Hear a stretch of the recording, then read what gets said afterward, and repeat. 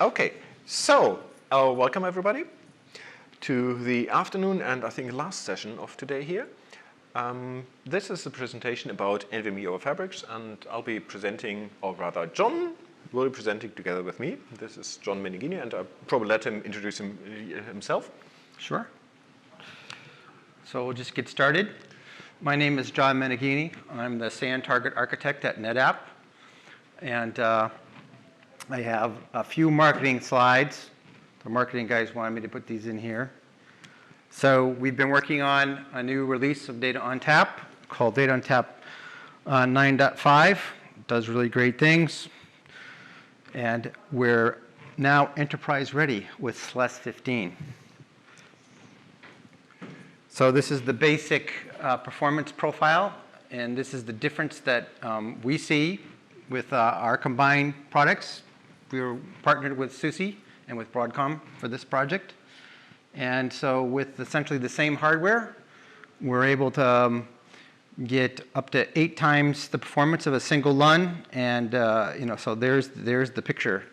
And that's just changing the software. It's essentially the same hardware, same fiber channel fabric, different protocol. So this has been a project. We've been working on this for probably 3 years. We've got 2 releases now. There's a release of SLES12 SP3 that was a companion release with Data ONTAP 9.5 and now 9.4 rather, and now Data ONTAP 9.5 is a companion release with SLES 15. And this is a quote from our senior vice president saying all the great things that we're doing. So that's it for the marketing slide. So what I want to talk about today is I want to give a brief overview of NVMe, technical overview of NVMe. I'm not going to go into any depth. I'm just going to really talk about kind of a high level what the architectural differences are between NVMe and SCSI. Then we'll talk about Data ONTAP 9.5 and SLES. What are the major features and improvements? I have one slide to talk about what's coming in the future with Data ONTAP. Then I have some FC NVMe performance numbers. After that, I think I'll probably hand it over to Hennis. We want to make sure that we give each other equal time. If I have time at the end and people want to see more about NetApp's products, I've got more slides in the back of the deck there. So NVMe technical overview. What is NVMe? What is NVMe Express? How is it different from SCSI? So NVMe Express is actually a consortium, an industry consortium. It's actually an LLC. It's a company. It was started by Intel, but it quickly turned into a board of directors that's governed by what are called the NVMe promoters groups.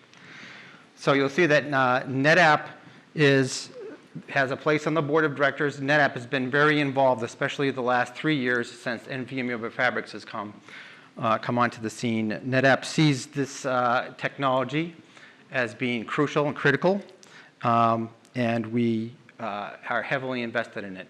I personally spend about 20% of my time working in NVMe Express together with what's called our principal standards architect, a guy by the name of Fred Knight.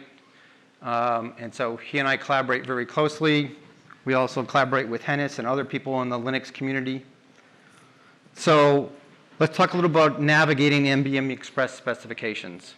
So NVMe started out in 1.0 with PCI devices. So the transport model was just a memory interface. And about NVMe 1.3 in about 2016, a project was developed to introduce NVMe-OF fabrics. So there's an additional specification. That specification refers to the NVMe Express spec, but it's different in the sense that it introduces a different communication model. So the object queuing model, the request interface, the command, like you've got SCSI commands, you've got NVMe commands. NVMe is actually a protocol. And NVMe fabric simply takes that protocol and puts it into a fabric, virtualizes it for a fabric. So the first thing that was worked on as NVMe-OF fabrics was being developed was a Linux implementation with RDMA. At the same time, NetApp got involved with Broadcom, and we were also working on FC NVMe. So the Linux implementation was done first. It was actually done very quickly. And the reason why that is true is because they were able to leverage an existing transport stack that was out there.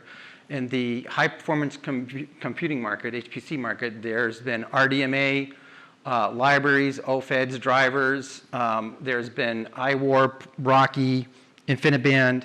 So that stuff was very quickly and easily leveraged. And that was the first kind of debut of NVMe with Fabrics. It was kind of marrying those technologies together, taking that protocol stack. That was, quickly after that, at the same time that was going on, we started working in T11 on what's called FC NVMe. And what FC NVMe is it's a T11 specification that defines the architecture that was defined in NVMe with Fabrics, implements the architecture, some of the command, the capsules, and some of the different new features that were put in NVMe to make that work on FC NVMe with Fiber Channel. So that's using the existing hardware, right? It's actually FCP. What we did was we took the Fiber Channel frame, the FCP frames, and we just modified the frames. And that was important because in the Fiber Channel industry, all of the hardware accelerated NICs, the HPAs, the switches, the fabrics, we wanted to be able to bring this new protocol into the FC environment without having to rev the hardware. So in the process of actually implementing FC NVMe in our product and data ONTAP, we actually went back to the spec and amended it. Right? And so those amendments have now been folded into FC NVMe 2, which is the next version of FC NVMe, which is about to be approved at T11. And so again, this is a project that we've been working on. So along recently, people have heard about NVMe over TCP. And so what that is that introduces a third transport, which is a pure message model interface where the actual, with RDMA and with Fiber Channel, there's DMA involved, right? So you send your commands, the actual commands are done with RDMA sends, and the actual data is transferred with DMA. Same thing with Fiber Channel. We have some new extended link services that sends the commands and the command payloads, but DMA is used to actually transfer the data. So the performance between FCME and RDMA is very similar. We're working on 64 gigabit Fiber Channel NICs now, and the hope, at least the hope of the Fiber Channel industry is that they will give RDMA a run for their money. So, yeah. Sure. Yeah. So you show IB over Ethernet, is IB as a transport portion as well? Yeah, sure. Yep. So, all right, that's actually misleading. Yeah, no, it's actually proper IB. So yeah, it is. Yeah, it is. So that was actually the very first thing they did. So just leverage InfiniBand, existing InfiniBand infrastructure. Right. So I want to talk a little bit about NVMe over Fabrics architecture. So NVMe as a protocol is really designed for one thing, it's for non-volatile memory. So the idea is you've got all this NVM out there, and you put it into what's called a subsystem. And these are the big architectural blocks I'm talking about, are what are actually in the NVMe spec. So a subsystem, you have some subsystem ports. In PCI, those are implemented as PCI bars. So the subsystem ports are just PCI bus addresses. Then you have controllers, and these are actually PCI functions in PCIe. And then you take your little NVMe controller with your non-volatile memory in it. You've got your PCI functions in it, and you plug it into a host through the PCI bus. So these are the major architectural building blocks. We've got hosts, controllers, and subsystems. So in SCSI, we would talk about like LUNs or ITL nexuses, IT nexuses, things like that. In NVMe, it's about hosts, controllers, and subsystems. Then we have namespaces. Unlike SCSI, in NVMe, namespaces are actually very lightweight objects. In SCSI, namespaces are a LUN, a SCSI logical unit, is actually a pretty heavyweight object. Essentially, it has a lot of state in it. The protocol is very heavyweight in terms of management, so you manage your LUNs. In NVMe, you don't manage namespaces, you manage controllers. And the idea is that the namespaces are literally just a logical segmentation of the NVM. So the idea is that the host can actually create namespaces, destroy namespaces, attach them, detach them, and this is the idea behind NVMe. So in NVMe over Fabrics, we detach the subsystem from the host. Okay. We add some wires between the host and the subsystem, and the subsystem ports turn into Fabric ports, right? And those could be RDMA, TCP/IP. Again, the whole idea of the NVMe over Fabrics was to abstract those things, so that you could run any transport protocol that you want. And we add a fabric, and then what happens is the PCI functions become virtual controllers. And in NVMe over Fabrics, we talk about what are called associations.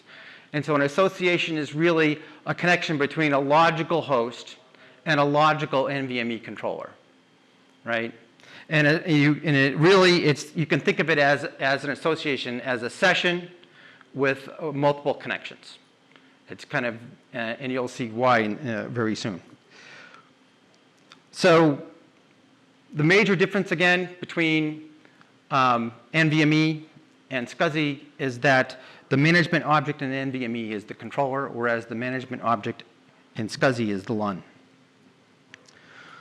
So in NVMe, we have queue pairs, right? So it's a very hardware-centric. There's actually queue pairs inside of the HBAs. If you look at a fiber channel HBA at a hardware level, there are queue pairs. Everything is done with, with queue pairs. But in SCSI, you have this idea of what's called a task set. It's a logical queue. It's very different from a queue in NVMe. So in NVMe, you've got a controller. You've got an administrative queue. That's where all of the administration happens. So, things like, if you want to format a namespace, in SCSI, you format the LUN. Goes through the task set. In NVMe, you send the management operations over the admin queue pair, and the I/O queue pairs are strictly for I/O. So what this does is this makes an architecture, again, so you've got this task set versus a queue pair, a submission queue and completion queue. So we talk about commands in SCSI. We talk about submission queue entries and completion queue entries in NVMe. So scaling and performance with NVMe works very differently from SCSI. So we've got these I/O queues, and what we do is we can scale these by adding more and more I/O queues. This is true of a PCI device. It's also true of NVMe over Fabrics. And this is where this concept of a single association with a single connection with single session with multiple connections come from. It maps right onto this very nicely. So then with the CPUs, what can happen now is we can now create affinities with the CPUs. So CPUs don't have to share queues, right? Your threads, your CPUs don't have to share queues. Okay, so this is exactly what Linux Block MQ does, right? So most NVMe controllers, they'll support between 16 and 64 I/O queue pairs, right? So that's really important in a universe where we have larger and larger storage capacities. The big problems with LUNs is that you're bottlenecked by that task set. And as the capacity grows larger, it's like most hosts have a queue depth of, I think, 32 is the default, right? So it doesn't matter how big the LUN is, you can only send 32 IOs into it at a time. And that's regardless of how many different nexuses you have.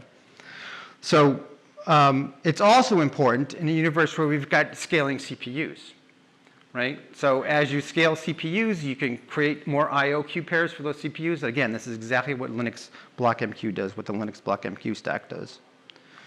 So single performance with improving performance with SCSI, it's like, well, you got to add more lines, right? And then the CPUs, well, everybody has to go through that task set. So it's really very difficult to share task sets between CPUs. So this is the SCSI task set bottleneck, right? And so these are the major architectural changes between differences between NVMe and SCSI. And this is a question that I get asked all the time. It's like, well, this is just like another version of SCSI. It's like, no, it's not, right? SCSI doesn't do this. And if you turn NVMe into SCSI by, say, for instance, printing a LUN on top of that namespace, it's going to be very difficult to realize the performance benefits of this NVMe architecture. But you're still piping that through the same network card, whatever Yeah. it may be, right? Yeah, So sure. you're still, I mean, the bottleneck now becomes the throughput of the device. Of the Yeah, network and card. we're gonna talk all about that. Yes, precisely. Okay, so scaling performance with NVMe controllers. So this is important to NVMe over fabrics, not so important to PCI. So in NVMe over fabrics, again, in PCI, you've got these little PCI bars. Those are your subsystem ports. In NVMe over fabrics, it's like you said, you've got another port, right? I've got a 4-port, fiber channel card, right? Or for that port, a 4-port RDMA card. I didn't have a fabric card. So in order to be able to scale performance, we want to be able to scale the number of controllers that are within the subsystem, right? So this scales access to the subsystem with large arrays by scaling ports. You can add additional fabric ports to scale the IOPS, right? So this presents a problem, however, with namespace sharing, because once you start getting multiple controllers, now I need to be able to share that namespace across the controllers, something that most PCI cards don't do. So this leads me to ONTAP 9.5. I think I'm going slow. Why should I use fiber channel anymore? Because 32 gig now? Yeah. Yeah. Should I not go directly for InfiniBand or Rocky with 100 Wait gig? for We're gonna talk about that. Just do wait. So Yes. we are having some more slides. Yeah. We'll talk about all We're these getting things. there. Remain. We're getting there. All right, so I'm going to try to go through these slides quickly. There's lots of animations here, and it's because I'm trying to break down what can be a very confusing topic, right? So we're going to talk about NVMe multipathing and what's called asymmetric namespace access. It's kind of like the SCSI-Lua protocol, okay? We tried to simplify it. So in Data ONTAP 9.4 and in SLES, so SLES SP3 did have some DM multipathing that they supported NVMe, but we actually didn't support that with Data ONTAP 9.4. And in 9.4, we just have a single path, a single controller, a single path. And in Data ONTAP 9.5, we introduced multipathing, and SLES 15 also introduced NVMe multipathing. So we've got ANA and multipathing support in both SLES 15 and in Data ONTAP 9.5. So I'm going to break these down and talk about exactly what the differences are. So in NVMe 9.4, again, with a single path, so ONTAP supports, so our product will support with SLES12, you can put your MongoDB database on there. So if you have an application that provides its own RTO, then you don't need the high availability feature. It's just, you can depend upon the app for that. Okay, so we scale I/O by scaling subsystems and namespaces, right? So we just put lots and lots of different subsystems and namespaces, and that's how we're able to get some of the performance numbers that you'll see in this slide with Data ONTAP 9.4 and SLES12. So there's no multipathing support in 9.4, okay? And so this means that any single failure will result in a loss of access to the namespace from the host point of view. And all failures look the same to the host. So the host doesn't have any idea if it's like a fabric that failed or the actual storage controller failed. It just knows, hey, there's nothing in the protocol to tell it what's going on. I just got disconnected. So with multipathing, the first thing that was introduced is in ONTAP, we add support for multipathing, so we support up to 4 controllers per host. And this is used to both improve performance and to scale and to provide what's called HA or high availability, fault tolerance. Okay? SLES 15 adds NVMe multipathing, and the policy that's enabled by default is called a NUMA policy. And what that means is that fabric faults, so as I/O runs, if fabric faults, the host knows about both paths, but the host is only going to use one path at a time. So if a fabric fault occurs, it switches over to the other path, right? Okay, and paths only fail over within a NUMA domain. Okay, so with round-robin multipathing, what happens is we have, again, so no change was made in data on tap, but Hennis actually made a change in the NVMe multipathing policy. And that was to support round robin. So in round robin, all paths are used, and I/O is literally round robin across striped back and forth, round robin across the active paths. So if a fault occurs, simply that path is removed. If the path is restored, then the round robin policy will resume I/O, start using that path again. So simple, very simple to configure. There's just one control, and that's where you set the policy on the host. Okay, so everything is good except for the fact that if the controller fails, and we have what's called the controller takeover. In storage arrays, we do these takeovers and givebacks, right? The host can still lose access to the namespace. So this is where what we call A&A, asymmetric namespace access, comes in. So A&A is needed to support, we have two basic use cases. One I'm going to call namespace mobility, and the other one is high availability. Yeah, I actually have a really quick question. So when you were describing the round robin, so does that mean just the typical default configuration would be just an active passive? Yeah, the default is NUMA, right. Correct. So you have to actually turn on round robin. Well, not quite. We actually made it automatic for NetApp arrays. So your arrays will automatically be switched over to round robin because, well, I'm always so, because we're not feel stupid. so loved by this guy. All right, and this is going to get a little bit of detail about the protocol. So there's this state called inaccessible. So data on tap, it adds an additional controllers, right? So I said that we support up to 4 NVMe controllers, right, per host. And so the trick is that there's 4 paths there, right? And all paths are discovered by the host, and it will start doing round robin on the active paths. The inaccessible paths cannot be used. And this is what the protocol does. The ANA protocol is actually an NVMe protocol that the host multipathing software is aware of. And so the host knows that there's 4 paths there, but the state of 2 of these paths, I can't use them because they're in this ANA state. So what happens is, in namespace mobility, the namespace can actually, this isn't because of a controller error or anything, but some controllers, they do load balancing things. They want to move LUNs and namespaces back and forth.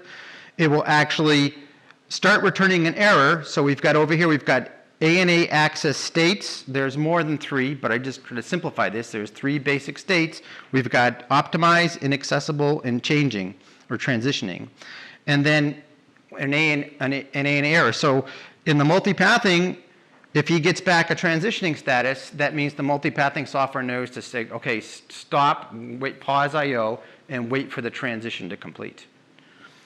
Okay, after the transition is complete, okay, the storage array actually changes the path. Did you guys see that? Was that fast enough for you? Look at that. That's really cool animation, huh? And then the host is notified through a protocol that's much more efficient than it is with SCSI, and the host resumes I/O there again. So the last case is the high availability case, and really the only difference between the mobility case and the high availability case is that the host detects the fabric fault before it sees the transitioning, right? So in this case here, the controller failed. It actually crashed. Something happened. It got disconnected. And in this case here, what will happen is the host will stop sending I/O because it knows that it lost that connection. If it tries to use the inaccessible paths, it will not be able to do so. So it has to wait. It has to wait for the namespace to be transitioned.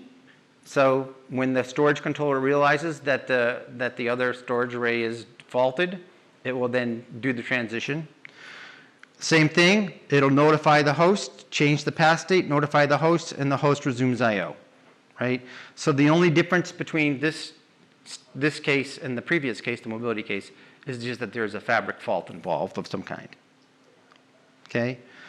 I don't expect you to read this slide. This is just to show how, so this is where Fred Knight and myself spent more than a year also with Hennis and with Christoph. I mean, all the usual suspects. We were all involved in this. So this was, it took us a year to define the protocol. I have that date highlighted because you'll notice that these are the patches that got pushed upstream. And actually, just this past, Hennis did this work, right? So I believe the first patch Christoph did. Yep. And these last two patches Hennis did. Yeah, right? Yeah. And you'll see that this was very soon after we had defined the protocol, right? So that blue line there was, we actually had we had an amendment. So when Hennis took the first version of the protocol and implemented it, I was implementing it in my storage array, we agreed that there were some things in the spec that needed to be amended, just like FCM-VME, right? So we went back and asked for the amendment, but in the end, it all got pushed upstream.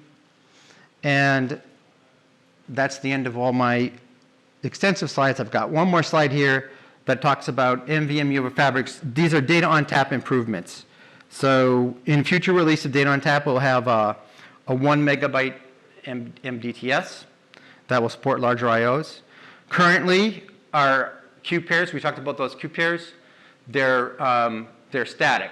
So we only have 4 IO Q pairs, but they're, in the future release, we're going to have programmable Q pairs so that the host can actually program the size of the NVMe controller that it needs.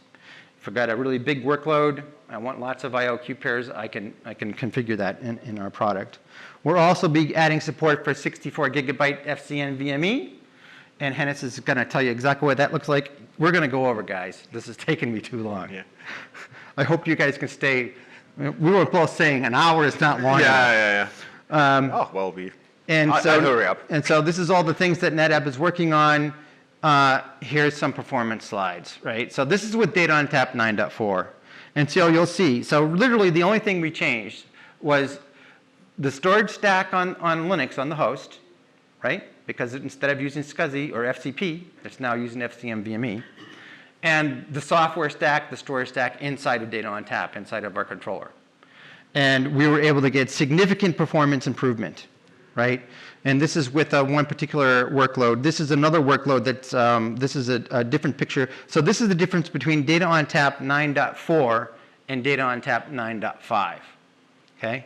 So again, there's not a huge jump between the blue line and the purple line, but again, the differences between Fiber Channel and NVMe over fabrics are pretty significant. This is probably the most impressive slide. This is a different workload, right? But that's almost getting close to 1 million IOPS, right? And the latency's all very low, right? We're talking less than 400 microseconds. Those are 4K IOs, right? And so here is my kind of takeaway slide for the work that Hennis has done, Hennis's team and our team has done in data on tap 9.5. So with what's called the NVMe NUMA multipathing, which is, again, you're only using one controller. So there's multiple controllers there, but if you're not using the round robin, you're not really being... So what we do is we take these controllers, these NVMe controllers are dynamic controllers. And what we do is we have fabric ports, right? So in our case, there'll be Emulix cards, right? So we've got 32 gigabit cards. The reason why round robin is important is because I can fill up one 32 gigabit pipe, right? Very, very quickly. I mean, my storage array will do more, his stack will do more. So the quick way to get more IOPS out of both the host and the target is to add another fabric port and put your NVMe controller on that. It's actually possible if there's 2 NVMe controllers on a single fabric port, right? But that doesn't make much sense, right? You really want to have these subsystem ports or fabric ports so that way you can scale out, right? So you can go 32, 64, 128, whatever your controller, your subsystem is going to be able to do. Right? And data on tap is a subsystem. Data on tap is an NVMe subsystem. So that's the main takeaway, and I'm going to stop here. Right. And let Hennis. Okay, so can you just put up my presentation? Because it's your laptop. I don't know what to do. Right. Oh, cool. That's we've got it. Right. Yeah, we got it. Right. Okay. So as John already said, so this is basically the experiments I did. So for me, for those who don't know me, I'm Hannes Reinicke. I'm working for SUSE, and I've been doing storage since, well, it felt ages. So I've been working for SUSE now for 15 years and so. And I'll be, well, primarily focused on SCSI and NVMe, and working on the Linux side and being active upstream and whatnot. So, and as you can see, we're having a very good development cooperation with partners like NetApp or Broadcom, Emelix, whatever it's called nowadays, or Western Digital. I mean, these names really change. I mean, you see? Yeah, this is... Anyway, right. Again, John already said, so I can skip over these reasonably quickly. So why would I even need NVMe over fabrics? The problem is that with the traditional IOs, we really have a bottleneck. As it doesn't really scale. So this is how a typical setup looks like, that you have a command queue, so each command essentially is identified by number, and then the commands will be put on here, and then they'll be completed, and then you get an out-of-band signaling telling you, all right, the command is now completed, please check your commands which have been completed. So, which is fine, but it doesn't really scale, because you always have to check the very same commands here, so what's going on here.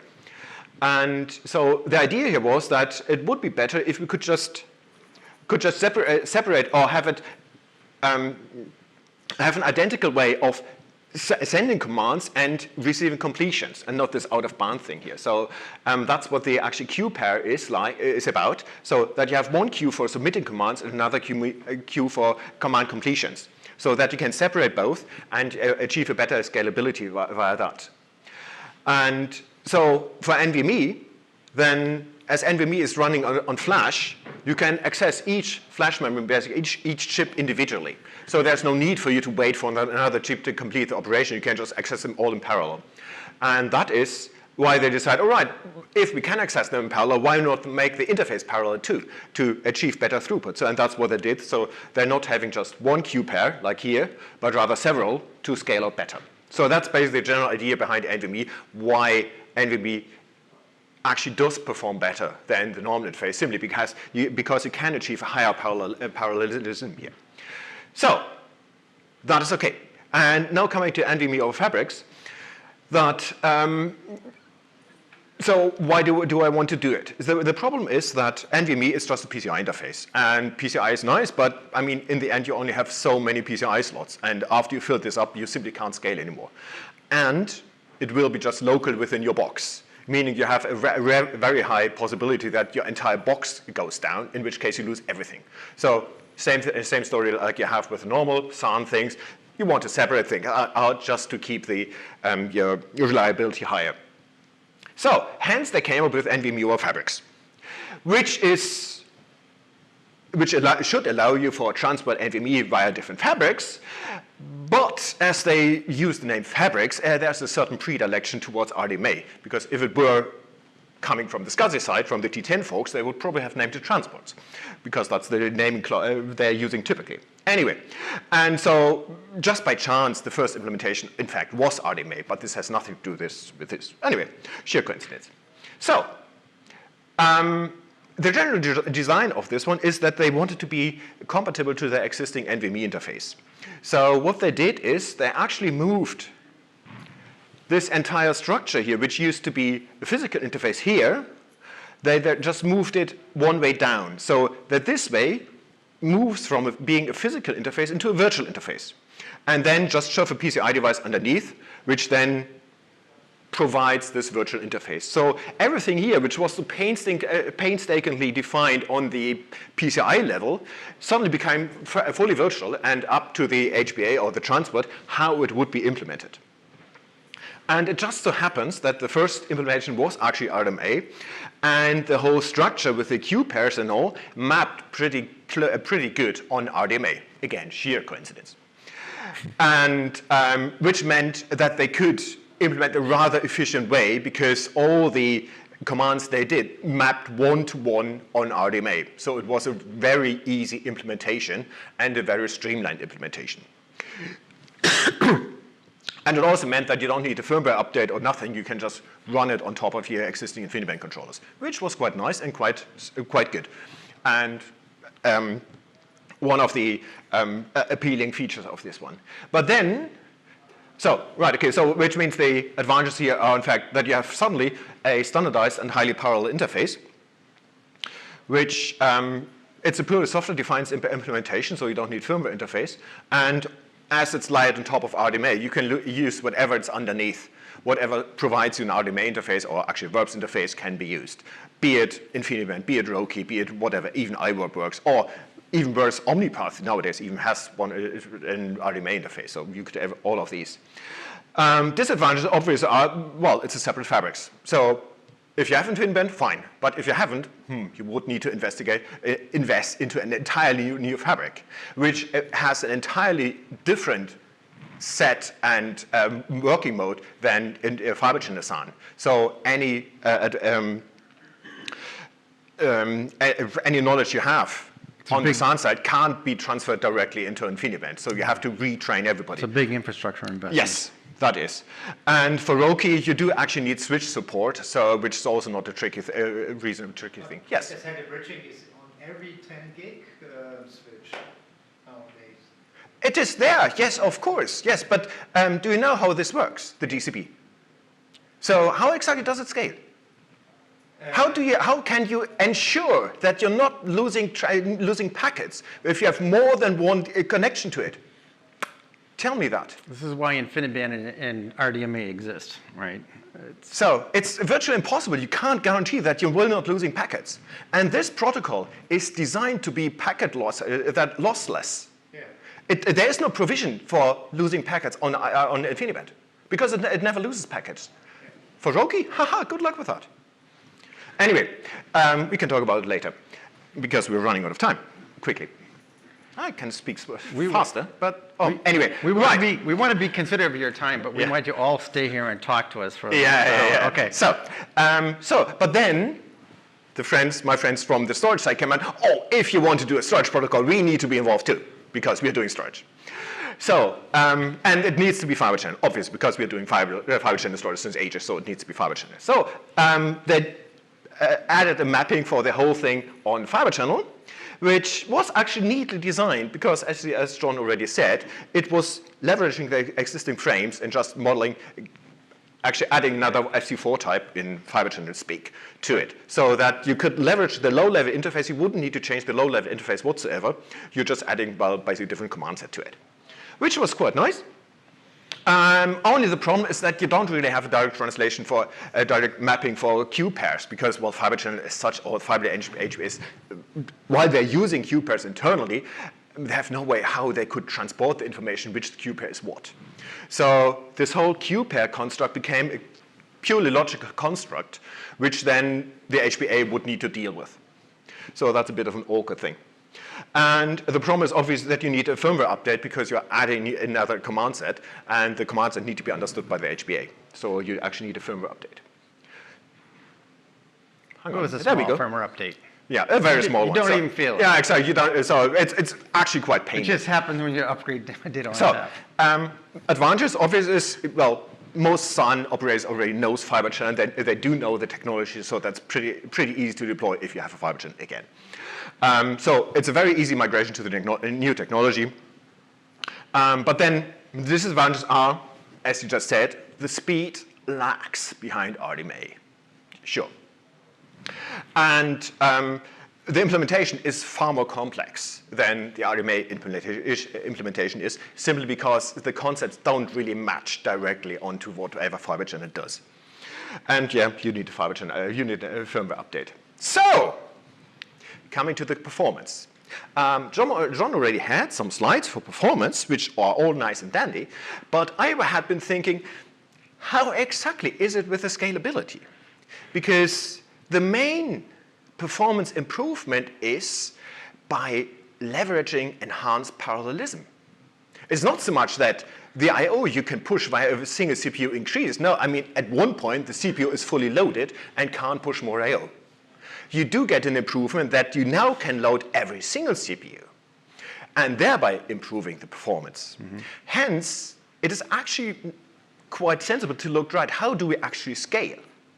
And this is what I did, because NVMe, again, is designed for highly parallel workloads. And no, that's actually wrong. Delete the second line, that's wrong. But it also means that if you have a workload which does not match it, so if you have a single-threaded workload or something which is writing small blocks, I'm not sure whether you can get the full performance improvement NVMe is setting out to provide. So, and this is also something to just have a bit of an, comparison where the other storages are. So I just plot here the capacity or the expected capacity against the bandwidth. So it's not the latency, watch out. And so the SATA SSD is somewhere here. So you have a bandwidth of about 100, 150 megabytes per second, and the capacity is about, tens of terabytes, somewhere here. Then if you have a SATA SSD, you do have actually a quite similar bandwidth because you're still using the SATA interface, and you simply can't push more via the SATA interface. But the capacity is slightly lower than here.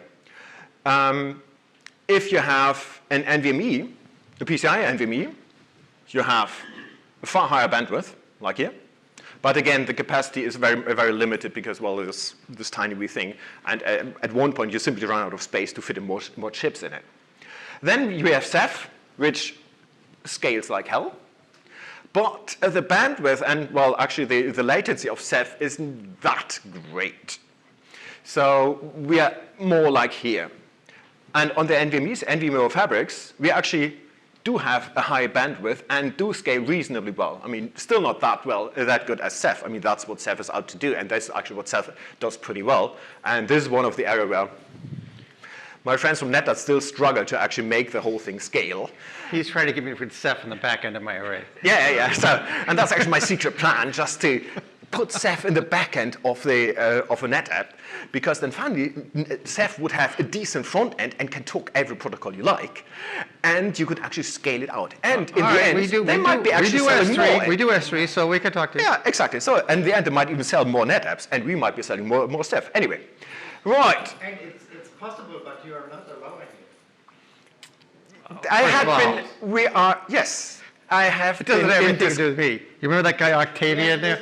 Remember that slide, Octavian, the senior vice president? That's the person who's not allowed. Yeah. So, right. So we want to have high performance, highly scalable workloads, and if you don't, then not sure whether NVMe-OF is really the thing for you. And of course, there's a certain price tag associated with it because, if you go for the really high performance, then it's not really coming cheap.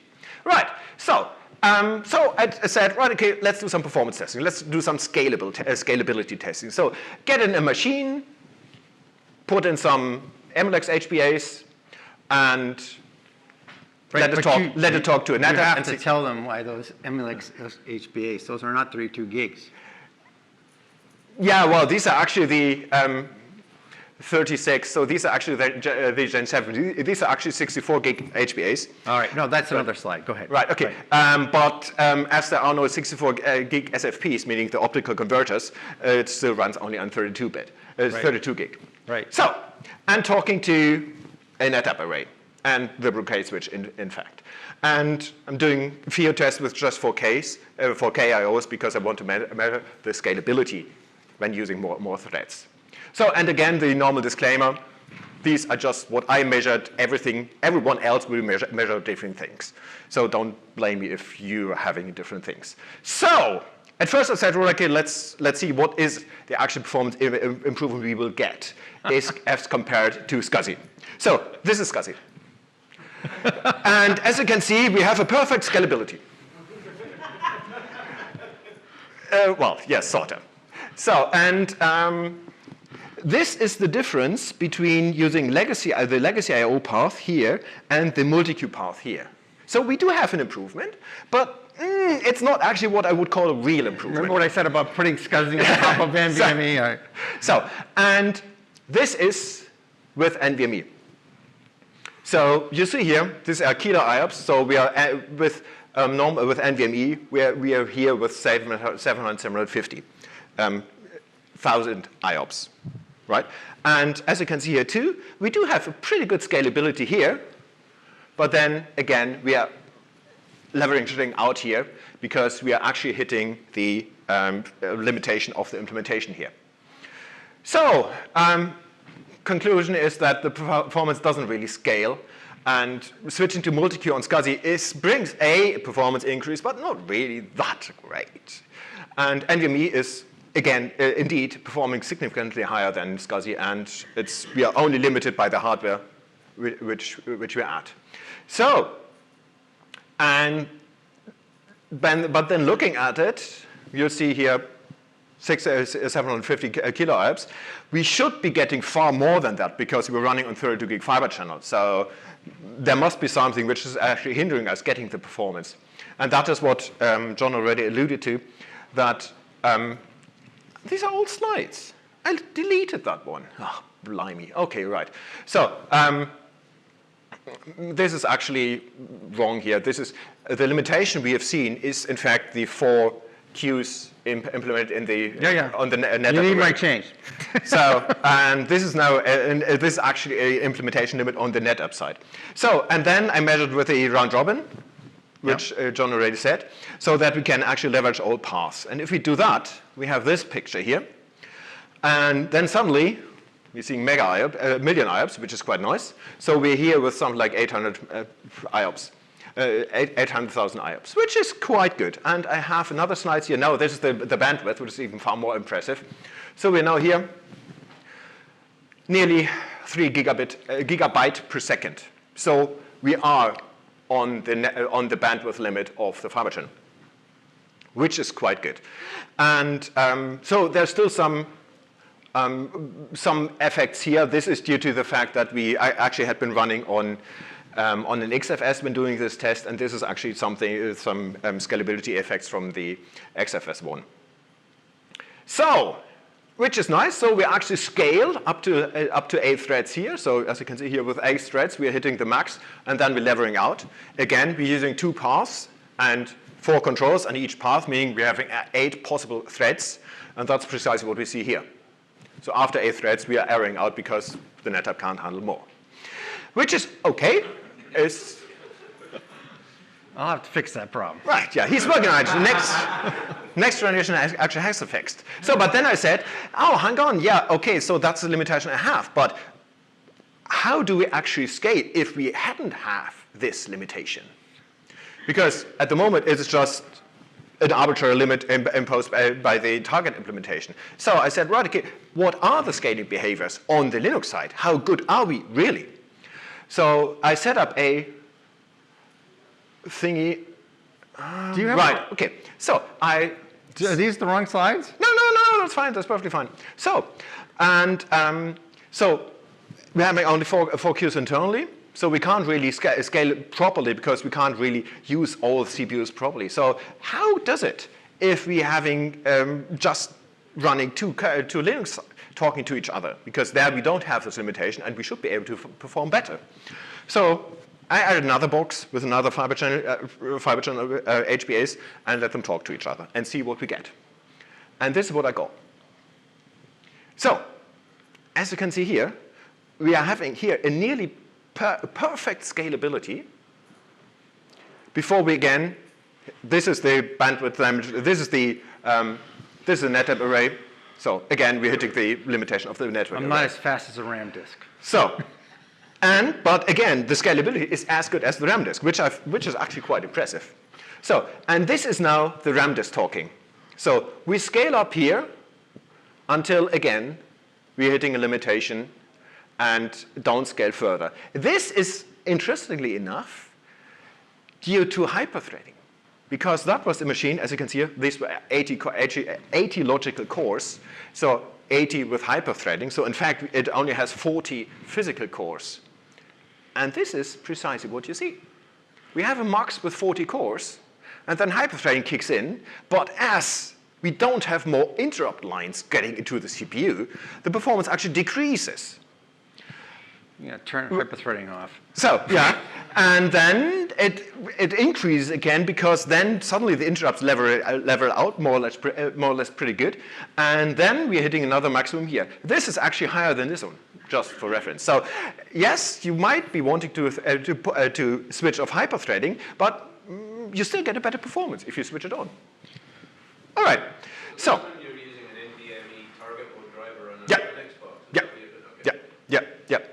Is this But- the Gen 7? That's a Gen 7, yeah, on both sides. You didn't say that. Right, okay. So, and this one is now the bandwidth. Again, seeing here, 6 gigabyte per second.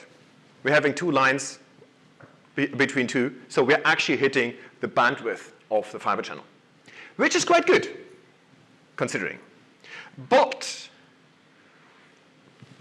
we need 40 CPUs to get there, which is not so good, because that consequently also means if I ever get the 64 gig optics, the actual bandwidth would be top there, which if you extrapolate from here, I would need at least 60 CPUs to even saturate the bandwidth. So you need 60 physical CPUs to saturate the bandwidth, which will be getting a bit hard, I think. And this also is the answer to your question. Surely there's 100 gig, and you surely get 100 gig RDMA. But are you sure that we're scaling better there than here? Really? We've got some software limitations. And that is the big problem. So nice that we have all the bandwidth, but we can't really leverage this. We are here now pretty much at the limit what we can do nowadays. And I'd be very much interested if and when I get the new hardware, what the tests will be, or even doing the same test with an RDMA box and see, right, okay, what is it we are actually getting here? So, and with that, I'm more or less done, because I speed it up. So, just a key words. So with SP3, we have a proof of concept implementation. So yes, we do have NVMe over Fabric support. And yes, you can use it, but no, I wouldn't actually recommend. For the real stuff, there's SLES 15, which has all the implementations, all the things we talked. And this is actually the supported OS for NetApp. Mm-hmm. That's SLES 15 and, of course, SLES12 SP3. And with SP1, we added NVMe over TCP. That's a new protocol, he said, he mentioned earlier, which is available there, and now after the patch I did, even works. So, and with that, we are open to questions. So NVMe over TCP doesn't seem to make any sense. TCP isn't exactly a high-performance protocol. So are you not kind of slapping an old pig onto a high-speed car here? Right? Fiber channel you can get pretty... What would you say if I would be telling you that they are looking in implementing NVMe over USB? You're desperately looking for a solution for NVMe then. Yeah, no, it's the prime mover behind this TCP implementation is actually a company called Lightbits Labs, which probably no one knows because that's, well, a very tiny company, really. But that company had been working together with Solarflare, those who are actually doing network NICs, and another small company called Facebook. Yeah, Facebook is a real mover. Because that allows allows the hyperscaler to easily move NVMe to any instance they like, without changing the hardware in the back, because you can't really do this. And so that allows you to easily virtualize NVMe, sorta, and then just redirect it to wherever you want. But yes, you are perfectly right. Over TCP, it's really hard to see how you get any decent performance out of that. Plus, you inherit all the problems you have already with iSCSI. Well, so it's going to be a different ecosystem. Yeah. Right? It's just like we had fiber channel, we had FCP, we had SCSI, and then we got iSCSI. Yeah. Right? Never really was ever going to perform like FCP was. But there were applications out there, right? And especially in these totally virtual environments, right? It's like out in the cloud, it's like NetApp invested in iSCSI. We were one of the companies that invested in it more than 15 years ago. We started, I was there when we were working on it. I've been there for 20 years. So, and if it wasn't for the fact that we built a software iSCSI stack into our product, which we gave away for free for the first 5 years, right? We wouldn't have a product from the cloud right now. NetApp has got products in the cloud because we've got iSCSI, right?